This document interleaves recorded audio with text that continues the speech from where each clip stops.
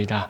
첫 번째는 오경 및 역사서. 우리가 지금 창세기부터 에스더서까지 달려오면서 우리가 오경과 역사서의 내용을 통해서 성경의 전반적으로 시간적으로 흘러가는 내용들이 어떤 내용을 담고 있는지를 우리가 함께 보았습니다.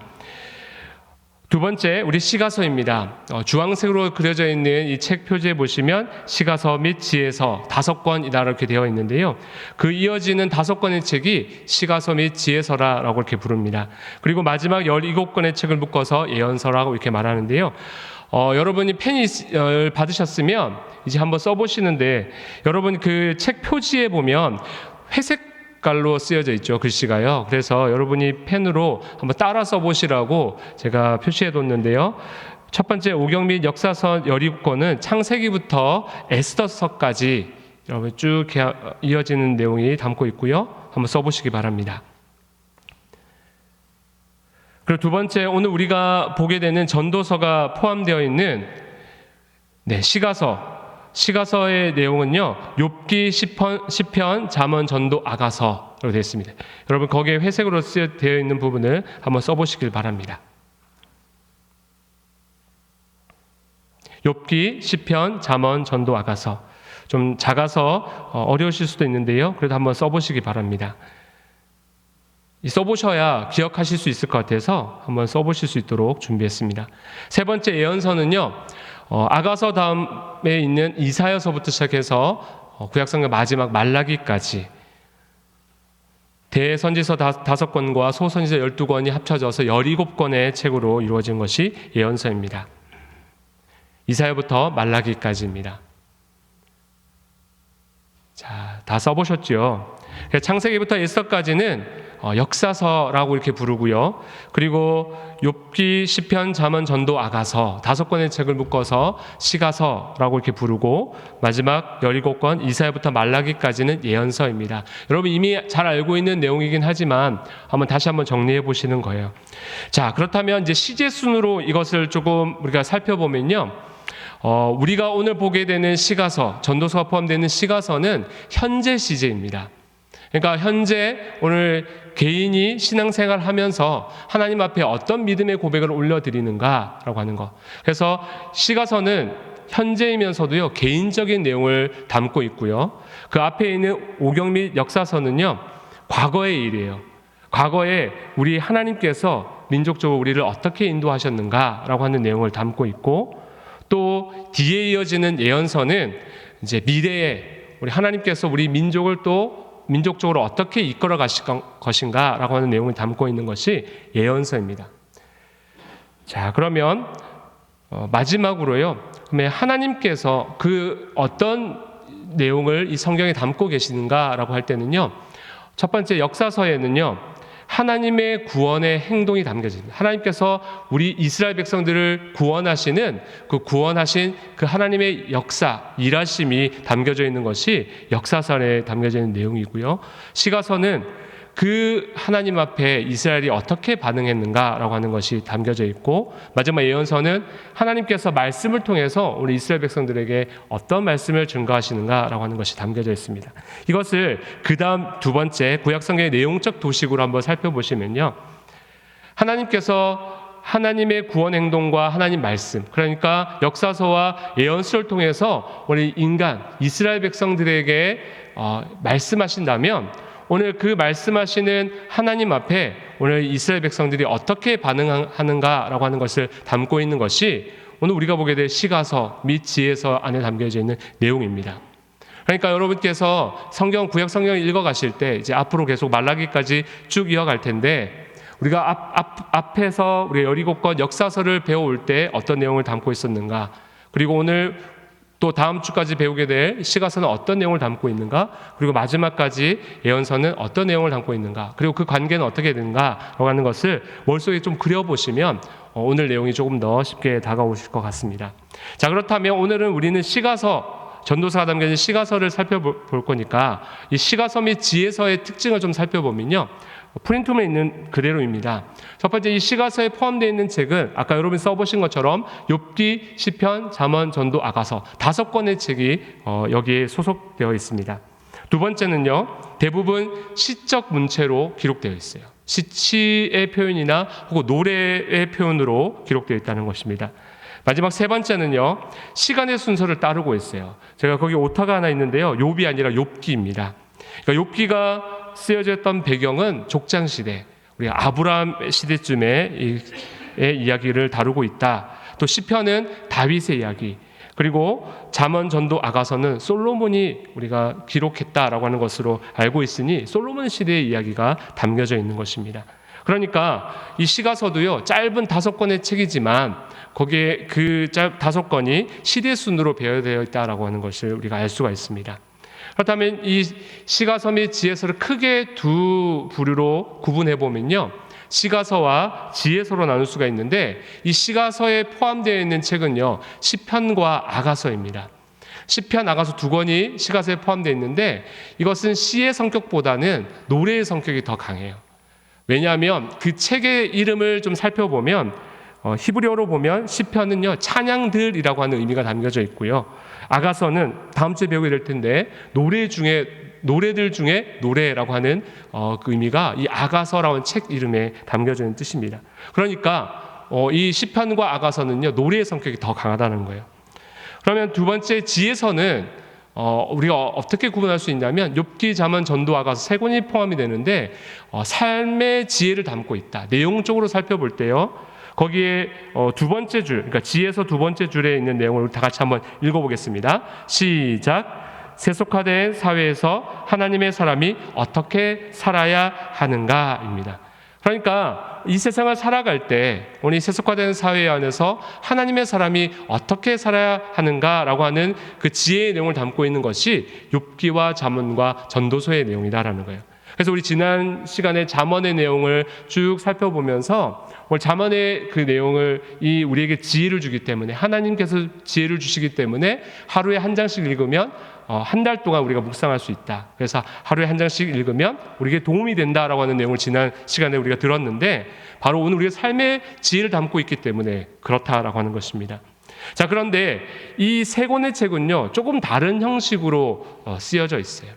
욥기는요, 여러분 거기에 회색으로 되어 있지요. 빨간색으로 되어 있는 부분을 여러분 펜으로 한번 써보실 텐데요, 욥기는요, 논쟁의 형식으로 쓰여져 있어요. 그래서 여러분이 욥기의 내용을 우리가 들었을 때 한번 생각해 보세요.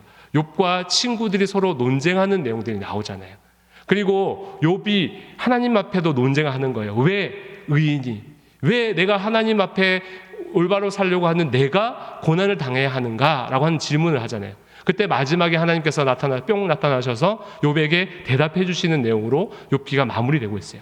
논쟁의 형식으로 쓰여져 있고요, 잠언은 격언의 형식으로 쓰여져 있어요. 좋은 글, 오늘 우리에게 영감을 주고 교훈을 주는 내용. 그래서 여러분이 이 잠언서를 쭉 읽어가 보시면 그렇지 하는 내용들이 쭉 계속해서 나와 있어요. 그 한 말씀도 버릴 말씀이 없다는 것을 여러분 잠언을 읽으시면서 아마 느끼시게 되는 내용이에요. 그래서 격언의 형식으로 쓰여져 있다라고요. 오늘 우리가 보는 이 전도서는요, 설교의 형식으로 되어 있습니다. 이것은 뒤에 조금 더 자세히 말씀드리겠습니다. 이 지혜의 문학을 또 나눠보면 두 가지로 또 구분해 볼 수가 있어요. 지혜는 욥기, 잠언, 전도서라고 말씀드렸는데요, 이 세 권을 다시 두 부류로 나눠보면요, 첫 번째는 처세 문학이다 라고 했어요. 그럼 처세라고 하면은 조금 우리한테는 좀 이질감이 좀 있을 수 있습니다. 근데 처세라고 하는 것은요, 신중하게 고민하고 선택하다는 의미가 담겨져 있어요. 그러니까 여러분, 젊은이들이 삶의 기술을, 그러니까 삶을 어떻게 하나님의 뜻대로 살아야 할 것인가 라고 할 때는 우리 잠언의 내용을 가지고 오늘 그 인생의 그 선택의 갈림길에서 오늘 지혜를 주시는 내용을 담고 있다라고 하는 것입니다. 그래서 여러분이 거기에 삶의 기술 그 부분에 펜으로 한번 써보시고요. 두 번째는 성찰의 문학입니다. 여러분, 성찰이라고 하는 것은요, 깊이 신중히 생각하다라고 하는 의미가 담겨 있어요.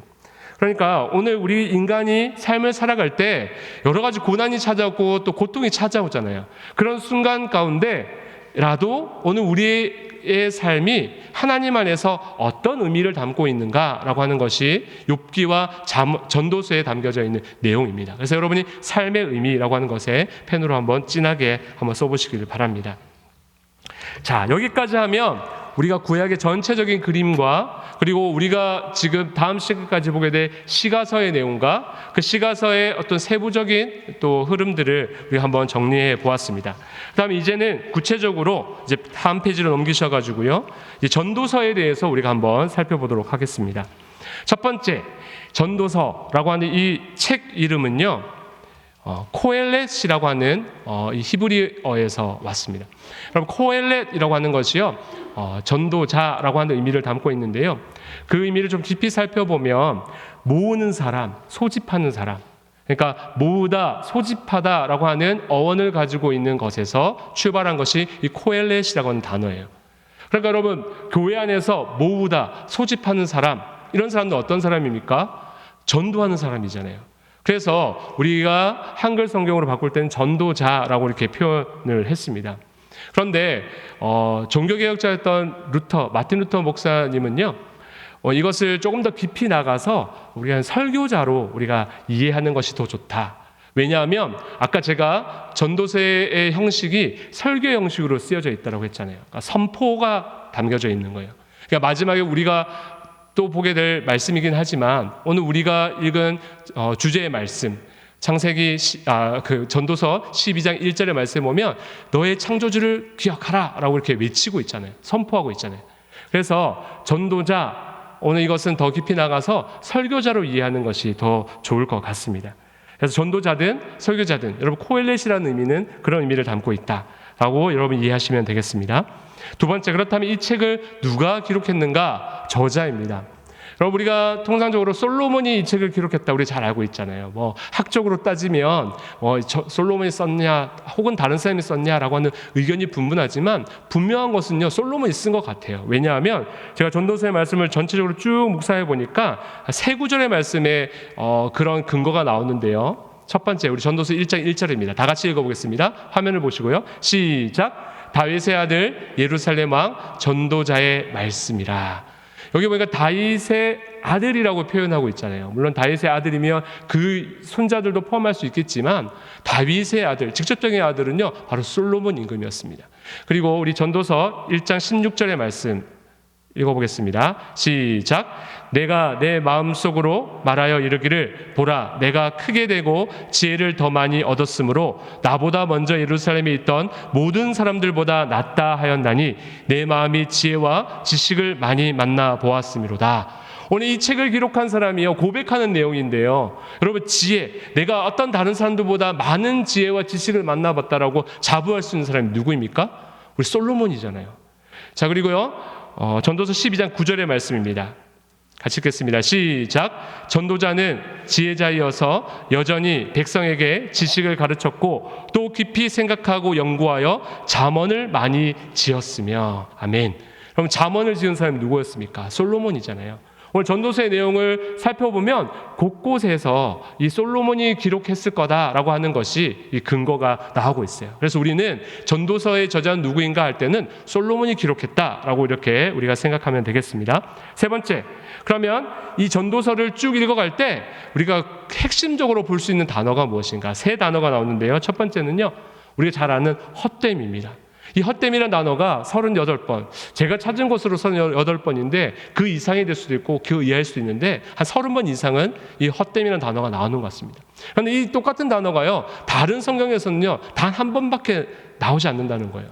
그러니까 이 전도서는요, 다른 어떤 성경보다 헛되다라는 것을 강조하고 있는 책이다라고 하는 거예요. 그래서 우리가 잘 알고 있는 전도서 1장 2절의 말씀이죠. 다 같이 읽어보겠습니다. 시작. 전도자가 이르되 헛되고 헛되며 헛되고 헛되니 모든 것이 헛되도다. 이 말씀을 우리가 읽으면서 여러분 아멘이 잘 안 되시잖아요. 맞죠? 전도자가 이르되 헛되고 헛되며 무려 5번이나 이야기하고 있습니다. 이 한 구절 안에 5번 이야기는 전체적으로 살펴보면 30번 이상 이 헛된이라는 단어를 쓰고 있어요. 자, 두 번째, 해 아래입니다. 여러분, 해 아래라고 하는 이 단어도요, 여러분 전도서의 말씀을 쭉 한번 읽어가 보시면서 표시해 보면 무려 27번 정도가 기록되고 있는 것을 알 수가 있어요. 여러분, 해 아래가 어디입니까? 오늘 우리 인간이 살고 있는 이 땅이라는 거예요. 이것도 나중에 뒤에 우리 구조를 살펴보면서 더 자세히 살펴보도록 하겠습니다. 전도서 1장 9절의 말씀 읽어보겠습니다. 시작. 이미 있던 것이 후에 다시 있겠고 이미 한 일을 후에 다시 할지라 해 아래에는 새 것이 없나니 라고 했어요. 여러분, 해 아래에 새 것이 없다라는 말 우리가 자주 쓰잖아요. 그 전도서에 있는 말씀입니다. 세 번째 핵심 단어는요, 경외입니다. 이 경외라는 단어가 6번 쓰여지고 있어요. 여러분, 이 경외의 깊은 의미를 우리 잘 알고 계시죠? 두려워하는 거예요. 존경하여 두려워하는 마음을 가지는 것, 바로 이것이 경외라는 거예요. 누구를 향하여서요? 창조주 하나님을 향하여서입니다. 그러니까 오늘 이 전도서를 읽어가실 때 헛됨, 해 아래, 그리고 경외라는 단어에 집중하셔서 읽으시면 우리 전도서의 말씀이 더 잘 이해가 되시리라 믿습니다. 네 번째, 그렇다면 이 전도서의 핵심 내용은 무엇인가? 라고 하는 것입니다. 뒤에 우리가 더 자세히 살펴보겠지만 우리 한번 다 같이 한번 읽어보겠습니다. 앞에 화면을 보시고 읽어보는데요. 시작. 세상의 많은 것을 누려보았으나 모든 것이 헛되고 마지막에 반드시 하나님의 결산, 심판이 있으니 오직 하나님을 경외하는 것이 사람의 본분이다. 오늘 이 전도서의 내용이 이런 내용입니다. 우리가 잘 알다시피 이 잠언을 솔로몬이 기록하고 전도서를 기록할 때, 여러분, 전도서가 언제 기록되었는가 할 때는 우리가 그 솔로몬 임금의 아마 마지막 노년기에 기록했을 거다라고 우리가 이렇게 알고 있어요. 왜냐하면 그 내용을 살펴보니까 인생을 깊이 살아보고 고민해 본 사람이 내용이 담겨져 있기 때문이에요. 그러니까 솔로몬이 인생을 살아가면서 많은 것을 누려보았잖아요. 하나님 앞에 인정받는 왕으로 세움도 받아봤고, 또 하나님으로부터 멀어지는 또 일들도 행해보았고, 그리고 다시 그 마지막 때 하나님 앞에 다시 돌아와서 고백하는 이 전도서의 내용을 보면, 오늘 그가 인생을 살면서 하나님 앞에 오늘 우리 그리스도인들이, 하나님을 따르는 백성들이 어떻게 살아야 할지에 대해서 내용을 담고 있기에 오늘 이 솔로몬 전도서의 내용이요, 오늘 우리 가운데 깊은 은혜가 된다라고 하는 것입니다. 자, 그래서 전도서 12장 13절 14절 말씀을 다시 한번 읽어보겠습니다. 시작. 일의 결국을 다 들었으니 하나님을 경외하고 그의 명령들을 지킬지어다. 이것이 모든 사람의 본분이니라. 하나님은 모든 행위와 모든 은밀한 일을 선악간에 심판하시리라. 아멘. 오늘 여기 보니까 이 가장 전도서의 마지막에 있는 말씀인데요, 일의 결국을 다 들었으니까 오늘 그 심판하실 그 창조주를 기억하고 오늘 그분을 경외하고 명령들을 지켜 행하라 라고 이렇게 권면하고 있습니다. 그러니까 그 솔로몬의 인생의 마지막 때에 이 말씀을 하고 있다는 생각을 해보면 오늘 우리가 이 세상을 살아갈 때 허투루 살아가서는 안 된다라는 것이 이 전도서의 핵심적인 내용이라 할 수 있습니다.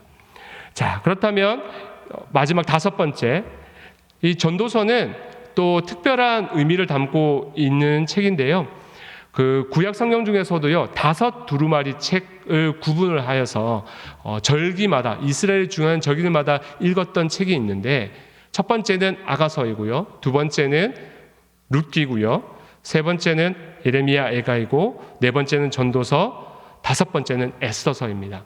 이 5권의 책을 따로 묶어서 5 두루마리 서라고 이렇게 부르는데, 오늘 이스라엘 중요한 절기, 특별히 유월절, 절기 중에서 가장 큰 절기잖아요. 그 절기 때는 아가서의 말씀을 읽었습니다. 그리고 두 번째 오순절, 칠칠절, 맥추절이라고 부르는 이 오순절에는요 룻기서를 읽었어요. 세 번째 예레미야 애가서는 예루살렘 성전이 완전히 회파하고 오늘 탄식하는 날, 그날을 기억하며 예레미야 애가서를 읽습니다. 그리고 오늘 우리가 보고 있는 전도서는 초막절 혹은 장막절이라 부르고, 또 추수감사절과 같은 그 날에 이 전도서의 말씀을 읽었습니다. 그리고 마지막 5번째 에스더서는 그 하만의 계략으로부터 해방된 이스라엘 백성들의 날을 기념해서 불임절날 에스더서를 읽었습니다. 저는 전도서를 왜 초막절에 감사의 절기에 읽었을까라는 생각을 좀 해보면서, 그럼 초막절과 장막절의 의미가 무엇입니까? 이스라엘 백성들이 출애굽하여서 40년 동안 광야 생활했던 날을 기억하면서 그 자신들을 신실하게 인도하신 하나님의 그 은혜에 감사하여서 드리는 절기가 초막절이잖아요. 이 전도서의 내용도요, 오늘 창조주 하나님께서 인생들을 창조하시고 만드셔서 모든 때를 하나님께서 인도하시고 그 마지막 때까지 하나님께서 이끌어 가시는 그것이 바로 이 초막절의 내용과 맞닿아 있어서 전도서를 초막절에 있는 것이구나라는 생각을 해보았습니다. 자, 그렇다면 좀 더 구체적으로 들어가서요, 전도서를 한눈에 보는 구조를 한번 살펴보도록 하겠습니다. 여러분, 이제 성경책을 한번 펴보시고 전도서를 나누는 방법은요, 여러 가지가 있습니다. 나중에 여러분에게 과제의 내용, 마지막 페이지에 있는 내용도 여러분 소개해 드릴 텐데, 어쨌든 저는 말씀을 좀 보면서 조금 이렇게 공통된 부분을 좀 묶어서, 좀 큼직큼직하게 묶어서 오늘 내용을 조금 정리를 해보았습니다. 여러분, 전도서 1장 한번 펴보시고요. 1장 1절부터 11절까지가 첫 번째 덩어리예요. 그래서 여러분 프린트본에 보시면 그 위에 보시면 1장 1절부터 11절 위에는 모든 것이 헛되다라고 여러분 주제가 달려져 있지요. 여러분 1장 1절 첫 번째 덩어리는 모든 것이 헛되다라는 내용을 담고 있고, 그것이 전도서 를 시작하는 첫 번째 주제입니다. 두 번째는 여러분 1장 12절부터 시작해서 6장 12절까지 조금 큰 덩어리로 좀 나누었는데요. 6장 12절까지 이제 쭉 여러분 이제 한번 페이지를 넘겨 보시면 6장까지의 내용이요. 그 모든 것이 헛된데 오늘 그 속에 속한 인생도 헛되다라는 내용을 그 내용이 담고 있어요. 그리고 여러분 이어서 7장 1절부터 12장 8절까지 쭉 이제 한번 보시면 거기는 마지막 덩어리하고 묶어서 하나님을 경외하라. 그러니까 오늘 인간의 그 삶이 헛되니까 오늘 하나님을 바라보면서 하나님을 경외하는 삶을 살아라라고 하는 내용이요, 거기에 담겨져 있어요. 그래서 마지막 12장 9절부터 14절 부분까지는 이제 결론을 맺으면서 이 내용을 마치고 있습니다. 이것을 아까 제가 설교의 형식으로 담고 있다라고 했으니까 그 구분적인 내용으로 좀 살펴보시면요, 전개 방식은 여러분 처음에 명제를 제시하는 거예요. 주제를 말하고 있습니다. 그리고 여러분 설교의 주제를 말하면 그 다음에 무엇이 나오죠? 또 핵심적인 내용이 나오잖아요. 설교의 핵심적인 내용이 나오고 마지막은 결론으로. 그래서 우리 담임 목사님 설교하실 때 여러분 생각해 보시면 그날에 맞는 절기에 맞는 서론을 먼저 말씀하시고 또 핵심적인 내용을 말씀하실 뿐만 아니라 우리 마지막은 말씀을 정리합니다라고 하면서 결론을 맺듯이 오늘 전도서도요 그런 방식으로 쓰여져 있어요. 이 전도서를 읽는 장소는 어디인가라고 할 때는요, 해 아래, 아까 제가 설명드렸다시피 오늘 해 아래에 있는 모든 세계입니다. 그러니까 오늘 우리 인생에 사는 모든 세계를 향해서 오늘 전도서의 내용을 말씀하고 계시다라는 것이죠. 핵심 구절은 오늘 우리가 읽은 본문의 말씀입니다. 자, 그러면 이제 조금 더 이제 큰 덩어리로 나누어서 5덩어리로 좀 나누어서요, 전도서의 주요 내용들이 어떤 내용이 있는지를 살펴볼 텐데요. 자, 첫 번째는 여러분 볼펜을 들어서 쓰셔야 됩니다. 거기도 회색으로 되어 있는데요. 범사에 기한이 있다입니다.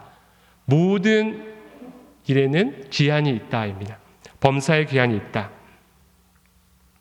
시간이 조금 많이 허락이 되면 전도서 3장 1절부터 9절까지의 말씀을 쭉 읽어보면 좋긴 한데요. 여러분 성경책을 펴고 계시니까 전도서 3장 1절부터 9절까지 읽지는 않고 여러분 눈으로 한번 보도록 하겠습니다. 범사에 기한이 있다 쓰신 분은요, 전도서 3장 1절부터 9절까지로 한번 넘기셔가지고 한번 보시면 좋겠습니다. 이 본문은요, 우리 교회가 장례식을 진행할 때 담임 목사님이 늘 빠지지 않고 하시는 설교 중에 한 본문입니다. 그러니까 모든 일에는 기한이고 때가 있다라고 하는 거예요. 그래서 1절과 9절을 빼고요, 2절부터 8절까지 보면 7절로 이루어져 있는데요, 때가 4때씩 묶어서 7절로 이루어졌으니까 28때가 나오고요, 28때가 2개씩 한 쌍을 이루고 있기 때문에 총 14쌍의 때가 나오고 있어요. 그러면서 이게 모든 때가 있는데 오늘 그 3장 1절부터 9절까지를 나누면서 말씀하고 있는 내용이 무엇이냐면 오늘 이것입니다. 모든 것에는 다 그 정한 때가 있고요, 오늘 그 때는 오늘 하나님께 속해 있다라고 하는 거예요. 오늘 우리는 우리의 인생을 내가 살아가는 것처럼 생각하지만 모든 시간과 때는 하나님 안에 속해 있다라고 하는 거예요. 그래서 두 번째 내용을 살펴보시면 모든 때는 하나님의 주권 아래에서 주어지는 것이고 오늘 우리 스스로가 만들 수 있는 것이 아니라는 거예요. 그래서 여러분이 때를 한번 쭉 나중에 집에 가셔서 이제 숙제를 하셔야 될 텐데 읽으시면서 보시면 여러분 날 때가 있으면 죽을 때가 있다라고 하는 거예요. 여러분 사람이 스스로 내가 나야지, 태어나야지 하는 사람이 없잖아요. 그리고 내가 오늘 죽어야지, 자살을 제외하고 오늘 하나님 허락하신 우리 인간의 연수를 살아갈 때 내가 이때쯤까지 살아야지라고 할 수 있는 사람이, 장담할 수 있는 사람이 단 한 사람도 없다라고 하는 거예요. 그래서 우리 담임 목사님 장례식에 항상 말씀하시는 게 83세 돌아가신 고인이 계시지만 오늘 그 자녀, 오늘 우리가 오늘 당장 죽을 수도 있고 하나님 불러가실 수도 있다라고 하는 거예요. 그러니까 그 고난은 나에게 있지 않다는 거예요. 그래서 우리 목사님 또 늘 이 말씀을 말씀하시면서 단골처럼 말씀하시는 거 있잖아요. 자녀들 얘기를 하잖아요. 그 얼굴이 어떻게 내가 태어나게 하고 어떤 것을 좋아하게 하고 이런 것이 오늘 나의 고난에 있는 것이 아니라 하나님 고난에 있다라고 하는 것처럼 오늘 이 때와 시간은 오늘 나의 것이 아니다라는 겁니다. 그러니까 오늘 우리는요, 이 세상을 살아갈 때 오늘 내 스스로가 뭔가 잘해봐야지, 부자가 돼야지 해서 오늘 우리 삶에 이루어지는 것이 없다라고 하는 거예요. 그래서 세 번째, 다시 읽어볼까요? 시작. 인간의 모든 때를 창조하신 하나님 보시기에는 다 아름다운 때, 믿음의 눈으로 바라보자입니다. 그러니까 오늘 우리가 고난을 당하고 있든지 혹은 행복한 상황 가운데 놓여 있든지 그 어느 때에 있든지 오늘 그 모든 것을 하나님께서 창조하셨고 그 범사에 기한을 두셨기 때문에 오늘 하나님의 눈으로 바라보면, 오늘 우리의 신앙의 눈으로 바라보면 그 모든 때는요 아름다운 때라는 거예요. 그래서 여러분이 아마 과거에 내가 지나온 시간을 돌아보면서 회상해 보면서 되게 좋은 추억과 아름다운 기억들이 많이 있으시잖아요. 그런데 실제로 그 시간에 여러분이 놓여 있을 때에는요, 아마 나는 정말 죽겠다, 살지 못하겠다라고 하는 그런 어려움들의 순간들이었을지도 모르겠어요. 근데 여러분 지나고 보니까 그 모든 것이 하나님의 은혜였습니다. 여러분 고백하잖아요. 마찬가지로 오늘 우리 인간의 모든 때가 하나님 창조하셨기 때문에 여러분 오늘 혹시 현재 어려운 상황 가운데 놓여 계십니까? 그럼 그런 때라도 하나님께서 나에게 허락하신 때, 하나님 만들어주신 때이기에 오늘 우리 신앙의 눈으로 바로 보면 어떻다고요? 아름다운 순간, 아름다운 때라는 거예요. 하나님의 무슨 뜻이 있겠지라고 하는 그때가 바로 오늘 우리가 살고 있는 이때라는 것입니다. 그래서 이 전도서의 첫 번째 주요 내용은요, 범사에 기한이 있다입니다. 두 번째, 여러분 이제 펜을 들여서 또 써보실 텐데요. 한번 부의 헛됨, 거기 한번 써보시기 바랍니다. 부의 헛됨. 자, 이 부에 대해서는요, 전도서 5장에 말씀하고 있는데요. 부자가 우리가 다 좋을 거라고 생각하잖아요. 그런데 이 전도서의 말씀해 보니까 여러분 솔로몬이 아마 그 어느 때보다 이스라엘 역사 가운데 가장 큰 그 부국 강병을 이루었던 시기가 이 솔로몬의 시기를 할 수 있을 텐데 모든 부를 얻었잖아요. 하나님 앞에 지혜를 얻을 뿐만 아니라 오늘 모든 부도 금과 금도 너에게 주겠다라 하셨던 하나님의 그 약속의 말씀 때문에 큰 부를 누렸잖아요. 근데 그 부를 누렸던 이 솔로몬이 전도서 5장 12절의 말씀에 이렇게 쓰고 있어요. 같이 한번 읽어보겠습니다. 시작. 노동자는 먹는 것이 많든지 적든지 잠을 달게 자거니와 부자는 그 부요함 때문에 자지 못하느니라. 그러면 노동자, 그냥 하루 일하고 하루 벌어먹는 노동자는 먹는 것이 많든지 적든지 간에 잠을 깊이 자지만, 아주 달콤한 잠을 자지만 부자는 그 부요함 때문에 자지 못한다라고 말하고 있어요. 저는 이마만큼 부자가 돼보지 못해서 제가 그것을 잘 알 수는 없는데요. 어쨌든 솔로몬이 그렇게 살아보고 고백한 내용을 보니까 부자는 편한 잠을 잘 수가 없다라고 말하고 있습니다. 자, 두 번째, 공술의 공수거입니다. 불교 용어를 왜 썼나 이렇게 하실지도 모르겠지만 전도서 5장 12절의 말씀 같이 읽어보겠습니다. 시작. 그가 모태에서 벌거벗고 나왔은즉 그가 나온 대로 돌아가고 수고하여 얻은 것을 아무것도 자기 손에 가지고 가지 못하리니. 오늘 이 말씀해 보니까 오늘 우리가 날 때부터 맨몸으로 왔고 갈 때도 우리가 아무것도 가지고 갈 수 없다라고 말하고 있어요. 오늘 공수대 공수고 빈손으로 왔으니까 빈손으로 가는 거다라고 하는 것이죠.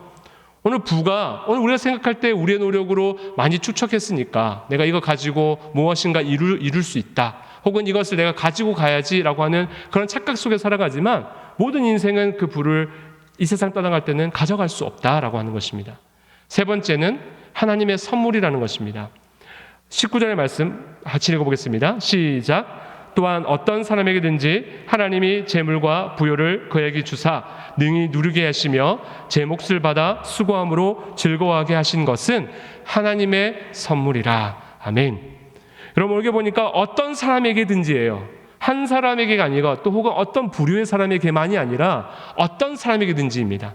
하나님 안에는 어떤 사람에게든지 하나님이 재물과 부요를 그에게 주신다는 거예요. 또 능히 누리게 하신다는 거죠. 그러니까 여러분, 옆에 있는 분 한번 보십시오. 오늘 하나님의 부를 누리지 않는 자가 여기에 존재하지 않는다는 거예요. 우리 모두는 하나님 허락하신 부를 누리고 살아갈 수 있게 해주셨다는 거예요. 그것이 오늘 우리 인간의 수고함이 아니라 하나님께서 우리 가운데 허락하신 무엇이라고요? 선물이라고 말씀하시죠. 그러니까 오늘 전도서의 이 부에 대한 생각은요, 오늘 너무 많은 부자는 불면증에 걸리고, 우리가 아무것도 없이 왔다가 아무것도 없이 가는데 인생인데, 오늘 그것은 우리가 이룬 어떤 그런 업적이 아니라 하나님께서 우리 인생 가운데 모두에게 동일하게 그 분량만큼 허락하신 것을 마음껏 누리다가 가게 하신 하나님의 선물이다라고 말씀하고 계십니다. 두 번째는 부의 헛됨이었습니다. 세 번째, 여러분 펜으로 한번 써보세요. 메멘토 모리라고 여러분 한번 써보실 텐데요. 라틴어입니다. 자, 메멘토 모리는요, 메멘토가 뭐냐면 여러분 라틴어로 기억하라입니다. 그리고 모리라고 하는 것은요, 죽음입니다. 그러니까 우리가 반드시 죽는다는 것, 너가 반드시 죽는다는 것을 기억하라라고 하는 의미가 바로 메멘토 모리예요. 그래서 오늘 우리 인간이요, 전도 7장 4절의 말씀 같이 한번 읽어보겠습니다. 시작. 지혜자의 마음은 초상집에 있으되 우매한 자의 마음은 혼인집에 있는. 여러분, 지혜자는요, 여러분 그 마음이 초상집에 있다라고 이야기하고 있어요. 그러니까 우리 인간의 죽음을 깊이 생각하는 것에 있다라고 하고 있습니다. 그런데 우매자는 무엇입니까? 미련한 자는요, 마음이 혼인집, 잔치집에 있다라고 말하고 있어요. 왜냐하면 오늘 전도서의 이 핵심적인 세 번째 내용은요, 오늘 인간은 반드시 죽기 때문에 오늘 우리 죽음을 기억하라라고 하는 것입니다. 여러분, 이 메멘토 모리라고 하는 이 인사는요, 중세 시대의 수도사들이요, 일상적으로 썼던 인사말이라고 합니다. 우리 옆에 있는 분하고 한번 인사해 보실까요? 너는 반드시 죽는다. 이렇게 한번 인사해 보겠습니다. 시작. 너는 반드시 죽는다. 너는 반드시 죽는다는 거예요. 오늘 중세 시대의 수도사들이요, 일상적으로 만나면 메멘토 모리 이렇게 인사했다는 거예요. 너 죽는다라는 거예요. 이것은 무엇을 뜻하는 겁니까? 오늘 하루를요, 충실하게 살아라는 거예요. 오늘 우리 이 순간이 마지막 때일 수 있기 때문에 오늘 하루 하나님의 말씀 안에서 충실하게 살아라라고 하는 의미가 여기 담겨 있습니다. 세 번째는요, 오늘 이것을 통해서 우리가 깨닫게 되는 지혜는 우리가 죽음을 잘 준비해야 된다는 거예요. 그것이 바로 곧 잘 사는 인생이라는 거예요. 그래서 영어로 하면 여러분 well dying이라고 부르잖아요. well dying 하면 well being 할 수 있다는 거예요. 여러분, 이 인생을 잘 살고 싶으십니까? 그럼 죽음을 잘 준비하시는 거예요. 이것도 여러분 장례식에서 늘 하시는 말씀인데요. 여러분, 우리가 죽는 순간에 여러분 우리가 어떻게 죽었느냐가 오늘 그 인생이 어떻게 잘 살았는가를 증명해 줄 수가 있잖아요.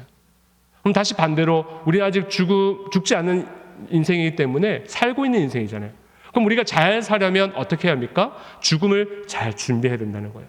여러분, 그리스도인에게 죽음을 잘 준비한다는 것은 무엇입니까? 나중에도 말씀하겠지만 마지막 때 하나님의 심판이 있기 때문에 그 심판을 잘 준비해야 된다는 거예요. 그러니까 여러분, 이 전도서가 말하는 세 번째는요, 오늘 우리는 반드시 죽는다. 너는 반드시 죽는다라고 하는 것. 그래서 오늘 하루를 충실하게 살아라는 내용을 담고 있습니다. 네 번째, 여러분 펜으로 한번 써보시겠습니다. 까르페 디엠. 이것도 라틴어인데요. 까르페 디엠. 여러분 한번 써보시면 아마 어디선가 한번은 들어보셨을 거예요. 까르페라고 하는 것은요, 즐겨라입니다. 그리고 디엠은요, 오늘이에요.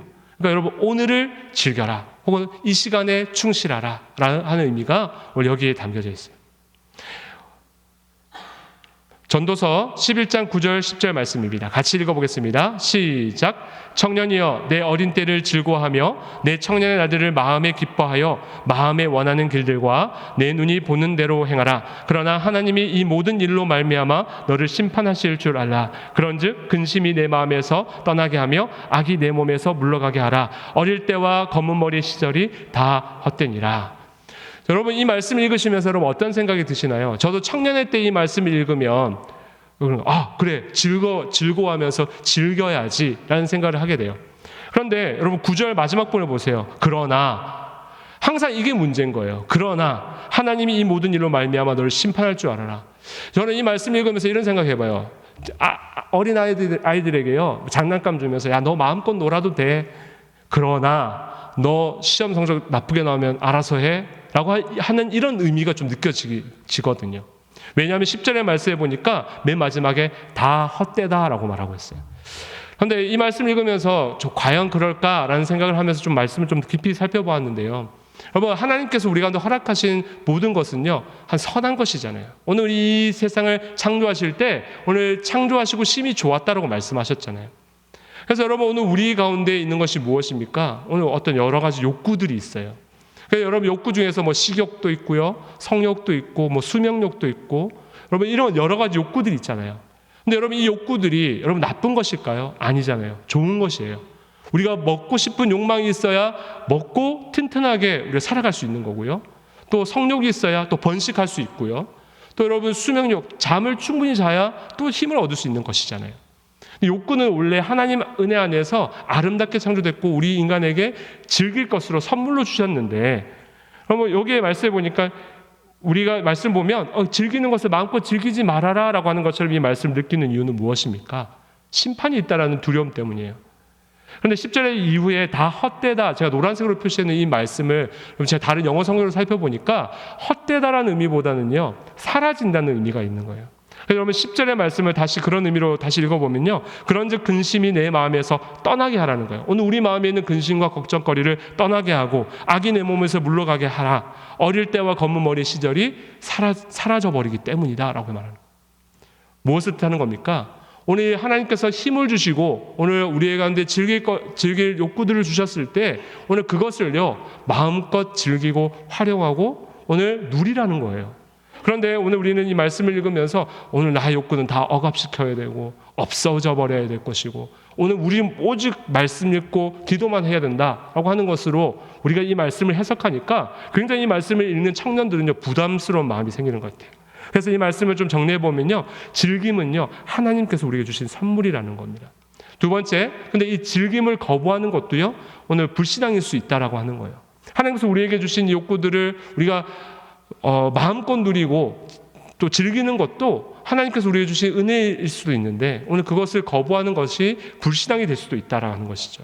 그러나 세 번째 중요한 것은요, 창조주 안에서 누리고 즐겨야 된다는 거예요. 중독이나 방탕이나 쾌락으로 흘러가서는 안 된다라고 하는 것입니다. 이것이 요한복음 8장 32절에 있는 말씀이에요. 다 같이 읽어보겠습니다. 시작. 진리를 알지니 진리가 너희를 자유롭게 하리라. 여러분 이 말씀을 너무 잘 알고 있잖아요. 진리는 무엇입니까? 하나님, 또 예수님, 우리 성령님일 수가 있어요. 오늘 진리를 안다는 것은 무엇입니까? 경험적으로 아는 거예요. 오늘 그분과 온전히 하나 되는 거예요. 오늘 그 말씀 앞에 순종하며 따라가는 거예요. 그러면 어떻게 되는 거예요? 오히려 우리를 자유롭게 한다라고 말씀하고 있습니다. 여러분 이런 그림으로 제가 한번 그려봤는데요. 오늘 창조주가 계시면 오늘 우리가 창조주 안에 우리가 들어감으로 인해서 구원을 함을 받았어요. 그러면 우리가 뭐예요? 그 안에서 자유함을 누리게 되죠. 근데 이렇게 생각하면 여러분 단순한데 우리가 늘 고민이 생기는 거예요. 제가 저 노란색 네모 부분을 좀 이렇게 확대해 봤는데 확대해 보이는 거예요.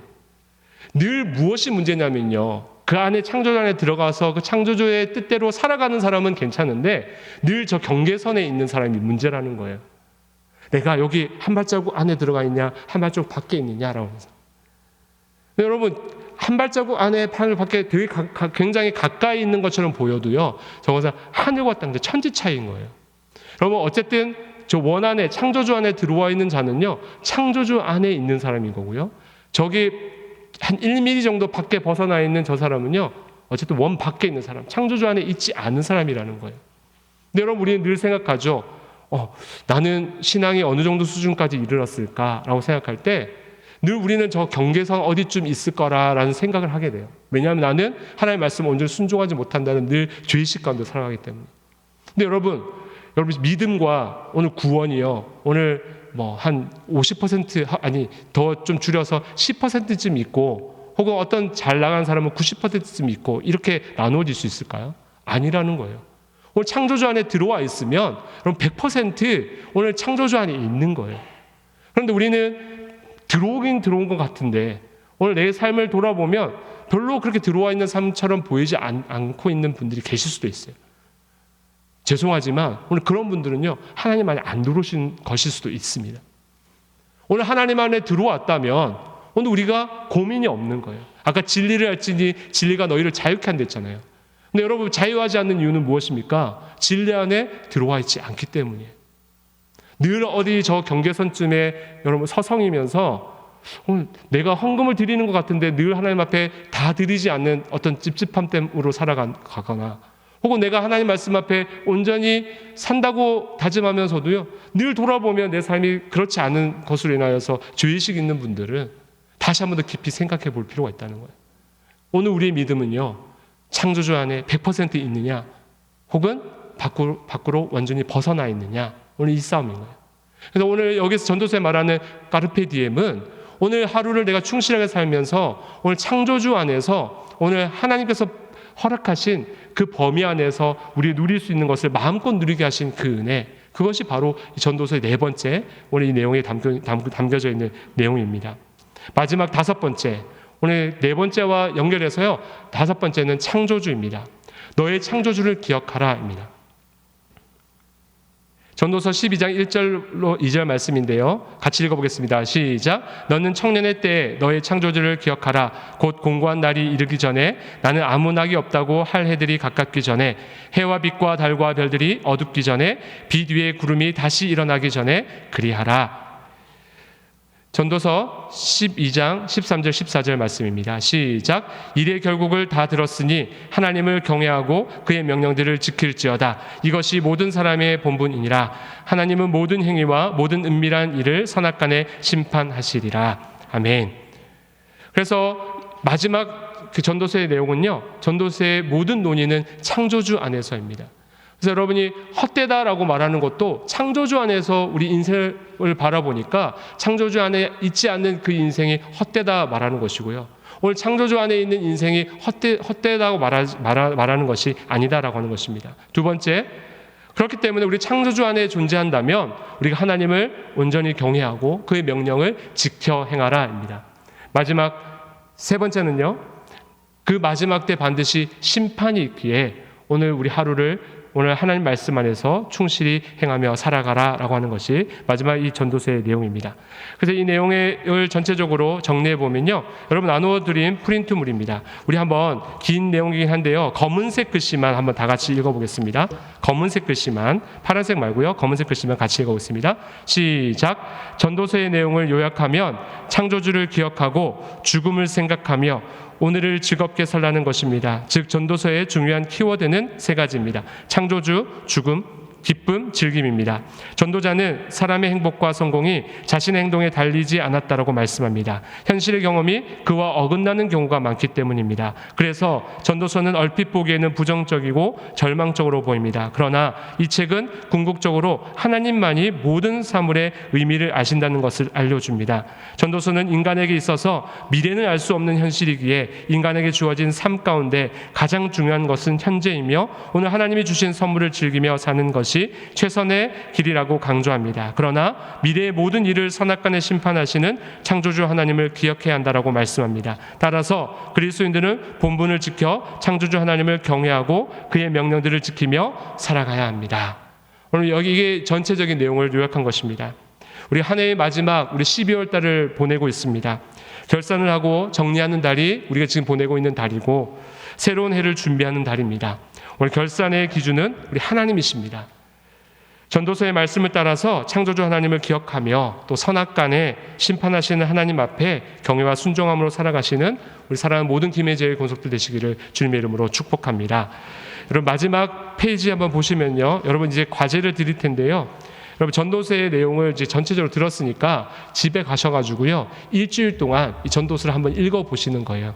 마지막에 있는 내용들은요 좀 자세하게 좀 구분되어진 내용을 담겨드렸는데, 전도서를 읽으실 때 이 내용하고 좀 비교해서 좀 읽어보시면 더 잘 읽으실 수 있을 것입니다. 우리 옆에 있는 분하고 마지막으로 한번 인사하시겠습니다. 우리 전도서 꼭 읽읍시다, 이렇게 인사하겠습니다. 시작. 전도서 꼭 읽읍시다. 기도하겠습니다. 하나님 아버지 감사합니다. 오늘 보약을 먹읍시다 45번째 시간 전도서 너의 창조주를 기억하라 라는 제목으로 함께 말씀을 나누었습니다.